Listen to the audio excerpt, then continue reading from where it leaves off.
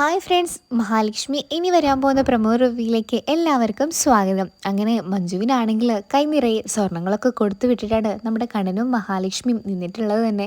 അങ്ങനെ നമ്മുടെ മേഘനാണെങ്കിൽ ഇതൊക്കെ കേട്ടിട്ട് ഭയങ്കരമായിട്ട് ദേഷ്യവും വെറുപ്പൊക്കെ വരുന്നുണ്ടെങ്കിലും നമ്മുടെ സാഗറിനാണെങ്കിൽ ഇതൊക്കെ കേട്ടിട്ട് ഭയങ്കര സന്തോഷമാവുകയാണ്. അതിനുശേഷം മഞ്ജു സാഗറിനോട് പറയുന്നുണ്ട്, സാഗരേട്ട, ഈ സ്വർണ്ണമൊക്കെ ഏട്ടനും ഏട്ടത്തെയും എൻ്റെ കൈവെള്ളയിൽ വെച്ചുകൊണ്ടിരിക്കുമ്പോൾ എൻ്റെ അമ്മ എന്നോടൊരു കാര്യം പറഞ്ഞിട്ടുണ്ട്. ഈ സ്വർണ്ണമൊക്കെ ആ സാഗർ എന്തായാലും അടിച്ചുകൊണ്ട് പോകും, അതുകൊണ്ട് നീ ഇതൊന്നും വീട്ടിൽ കൊണ്ടുപോകണ്ട എന്നൊക്കെയാണ് എൻ്റെ അമ്മ എന്നോട് പറഞ്ഞത്. അപ്പോൾ നമ്മുടെ സാഗർ പറയുന്നുണ്ട്, മഞ്ജു, പണ്ടൊക്കെ ആയിരുന്നെങ്കിൽ ഞാൻ എന്തായാലും അങ്ങനെ ചെയ്യുമെന്ന് എനിക്കറിയാം, പക്ഷേ ഇപ്പം എനിക്ക് അതിനോടൊന്നും വലിയൊരു ആർത്തിയും ഇല്ല. എത്രയൊക്കെ സ്വർണം കണ്ടാലും എൻ്റെ കണ്ണ് ഒരിക്കലും മഞ്ഞളിക്കില്ലെന്നൊക്കെ സാഗർ ഇങ്ങനെ മഞ്ജുവിനോട് പറയുന്നുണ്ട്. അതിനുശേഷമാണെങ്കിൽ വാമൻ പറയുന്നുണ്ട്, എന്തായാലും അവളുടെ വയറ്റിൽ ആ കുഞ്ഞ് നഷ്ടപ്പെടണം മേഘനാഥ, കാരണം എന്നിട്ട് വേണം അവളെ നമുക്ക് ഇങ്ങോട്ട് കൊണ്ടുവരാൻ, അല്ലെങ്കിൽ ഇങ്ങോട്ടേക്ക് കൊണ്ടുവരുമൊന്നും വേണ്ട, കണ്ടവൻ്റെ വയറ്റിൽ ഉണ്ടാക്കിയതൊന്നും ഇങ്ങോട്ടേക്ക് വരുത്താൻ ഞാൻ സമ്മതിക്കില്ല എന്നൊക്കെ വാമൻ പറയുന്നുണ്ട്. അപ്പം മേഘൻ പറയുന്നുണ്ട്, അച്ഛൻ എന്താ വിചാരിക്കുന്നത്, എനിക്ക് അവളോട് സ്നേഹം ഉണ്ടായിട്ടാണോ ഞാൻ അവളെ വിളിച്ചു വരുത്തുന്നത്? എനിക്ക് അവളോട് യാതൊരു സ്നേഹമില്ല. അവളുടെ സ്വത്ത് മോഹിച്ചിട്ട് തന്നെയാണ് ഞാൻ ഈ നിൽക്കുന്നതും ഇത്രയൊക്കെ സഹിക്കുന്നതും. അതൊക്കെ അവൾക്ക് നന്നായിട്ട് അറിയാം. അതുകൊണ്ട് തന്നെയാണ് അവൾ ഇങ്ങോട്ടേക്ക് വരാൻ കൂട്ടാക്കാത്തതെന്നൊക്കെ വാമൻ ഇങ്ങനെ പറയുമ്പോൾ മേഘനാഥൻ ഇങ്ങനെ പറഞ്ഞു കൊടുക്കുന്നുണ്ട്. അപ്പോൾ ശ്രീമതി പറയുന്നുണ്ട്, അങ്ങോട്ടും ഇങ്ങോട്ടും തർക്കിച്ച് നിൽക്കേണ്ട സമയമൊന്നുമല്ല ഇപ്പം. നിങ്ങളാണെങ്കിൽ അവളുടെ വയറ്റിലുള്ള ആ കുഞ്ഞിനെ എങ്ങനെയെങ്കിലും ഇല്ലാതാക്കാൻ നോക്കുക. ആ സാഗറാണ് എല്ലാത്തിനും കാരണം. അവനെ ആദ്യം തന്നെ തീർക്കണം, എന്നാൽ മാത്രമേ ഇതൊക്കെ നടക്കുകയുള്ളൂ. അവൻ എന്തായാലും അവളുടെ കയ്യിലുള്ള പണവും സ്വത്തൊക്കെ അടിച്ചു കൊണ്ടുപോയാൽ അവൾ എന്തായാലും അവന് വെറുത്തോളെന്നൊക്കെ ശ്രീമതി നല്ലൊരു ഐഡിയ തന്നെ പറഞ്ഞു കൊടുക്കുന്നുണ്ട്. നമ്മുടെ മേഘനാഥന് എന്തായാലും നമ്മുടെ സാഗറിനെ പറ്റി നല്ല വിവരം ഉള്ളത് കൊണ്ട് തന്നെ സാഗറിന് ആ ഒരു പണത്തോടും സ്വത്തിനോടുള്ള ആർത്തിയൊക്കെ നമ്മുടെ മേഘനാഥന് നന്നായിട്ടറിയാം. അതുകൊണ്ട് തന്നെ മേഘനാഥൻ വിചാരിക്കുന്നുണ്ട്, ഈ സ്വത്തും പണമൊക്കെ അടിച്ചു കൊണ്ട് പോയിരുന്നെങ്കിൽ മഞ്ജുവിനെ തീർച്ചയായിട്ടും സ്വന്തമാക്കാമായിരുന്നു എന്നൊക്കെ ആലോചിക്കുന്നുണ്ട്. മഞ്ജുവിൻ്റെ ഫോണിലോട്ട് ദുർഗയുടെ ആ മിസ് കോള് തരുന്നുണ്ട്. അപ്പോൾ പെട്ടെന്ന് തന്നെ ചോദിക്കുന്നുണ്ട് നമ്മുടെ മഞ്ജു, എന്താ അമ്മേ, എന്ത് പറ്റി ഈ രാത്രിയിൽ വിളിക്കാൻ കാരണമെന്ന് ചോദിക്കുന്നുണ്ട്. അപ്പം നമ്മുടെ ദുർഗ പറയുന്നുണ്ട്, ഒന്നുമില്ല മോളെ, ചുമ്മാ വിളിച്ചതാ. മോള് എന്താ ആ സാഗർ നിൻ്റെ സ്വർണ്ണമൊക്കെ കൊണ്ടുപോയെന്നൊക്കെ ഇങ്ങനെ ചോദിക്കുന്നുണ്ട് നമ്മുടെ ദുർഗയാണെങ്കിൽ. അപ്പം നമ്മുടെ മഞ്ജു പറയുന്നുണ്ട്, എൻ്റെ സാഗരേട്ടൻ അങ്ങനെ ഒരാളില്ലെന്ന് അമ്മയ്ക്ക് എപ്പോഴെങ്കിലും മനസ്സിലാവും. സാഗരേട്ടൻ എന്നെ മാത്രമേ സ്നേഹിക്കുന്നുള്ളൂ, എൻ്റെ പണത്തിനൊന്നും സ്നേഹിക്കുന്നില്ലെന്നൊക്കെ ഇങ്ങനെ പറയുന്നുണ്ട് നമ്മുടെ സാഗറിനെ പറ്റിയിട്ടാണെങ്കിൽ. അപ്പോൾ കരുണ പറയുന്നുണ്ട്, അവൻ ആ പണവും കൊണ്ട് പോയിരുന്നെങ്കിൽ എന്ത് സന്തോഷമായിരുന്നേനെ അമ്മേ. എന്തായാലും നമുക്ക് മേഘേട്ടനെ തന്നെ മഞ്ജുവിനെ ഏൽപ്പിച്ചു കൊടുക്കണം, അല്ലെങ്കിൽ ആ കണ്ണൻ്റെയും മഹാലക്ഷ്മിയുടെ മുമ്പിൽ നമ്മൾ തോറ്റതുപോയി ആയിരിക്കും അമ്മയെന്നൊക്കെ നമ്മുടെ കരുണ ഇങ്ങനെ വാതോരാതെ സംസാരിക്കുന്നുണ്ട്. അപ്പോൾ ദുർഗ പറയുന്നുണ്ട്, മോള് പറഞ്ഞത് വളരെയധികം ശരി തന്നെയാണ്.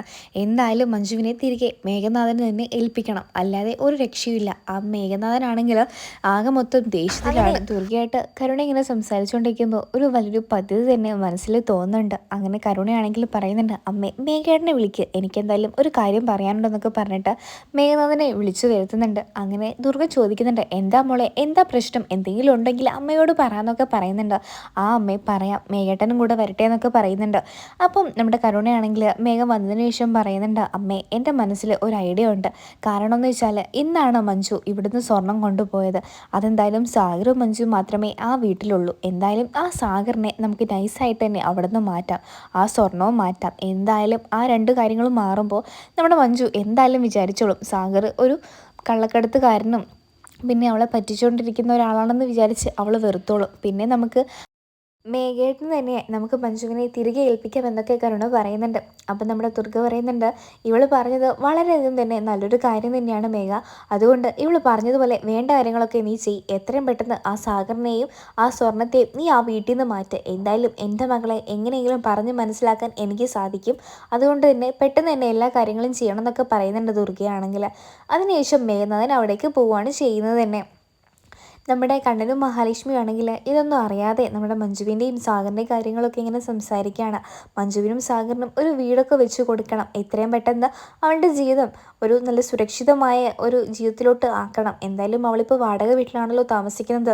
ആ വീടൊക്കെ മാറി വലിയൊരു കോടിക്കണക്കിന് പൈസ വരുന്ന ഒരു വീട് തന്നെ അവൾക്ക് വെച്ച് കൊടുക്കണം എന്നൊക്കെ കണ്ണൻ ഇങ്ങനെ പറയുന്നുണ്ട്.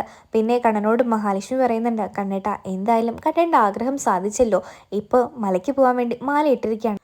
ആകെ എനിക്ക് സമാധാനം ആ സാഗറും പിന്നെ മാർക്കോ ഒക്കെ കൂടെ ഉള്ളത് തന്നെയാണ്. കണ്ണന് എന്തായാലും ഒരബദ്ധം വരില്ലെന്ന് എൻ്റെ മനസ്സ് പറയുന്നുണ്ട്. എന്തായാലും കണ്ണേട്ട സൂക്ഷിച്ചൊക്കെ പോകണം കേട്ടോ എന്നൊക്കെ മഹാലക്ഷ്മി കണ്ണനോട് ഇങ്ങനെ പറയുന്നുണ്ട്.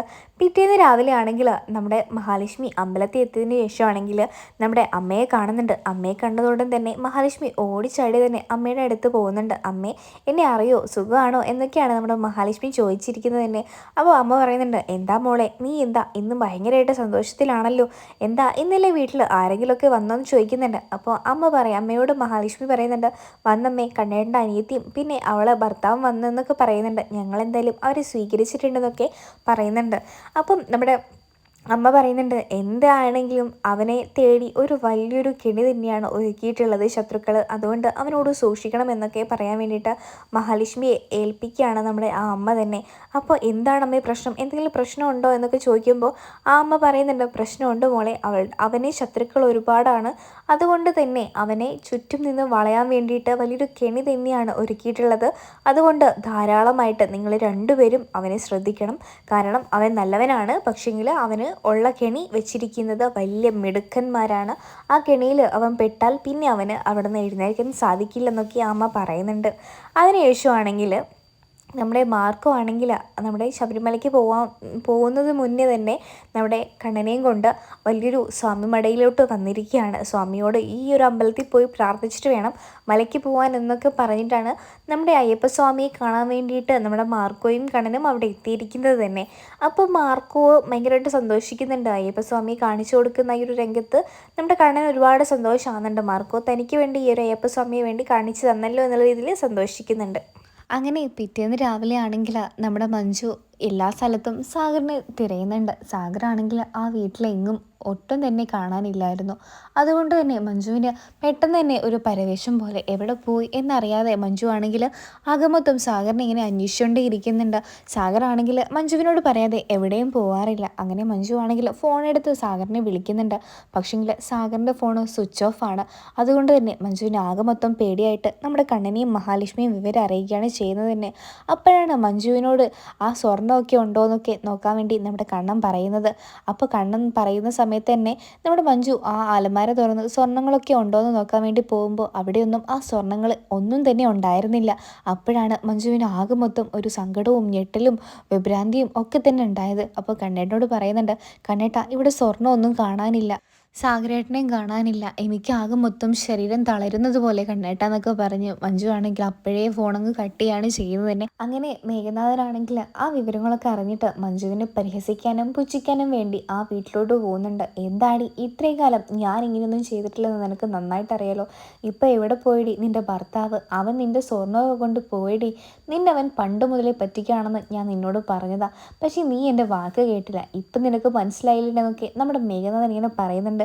മഞ്ജുവിനാണെങ്കിൽ സഹിക്കാൻ പറ്റുന്നതിനും അപ്പുറമായിട്ടുള്ള ഒരു വലിയൊരു ശിക്ഷ തന്നെയാണ് കിട്ടിയിരിക്കുന്നത്.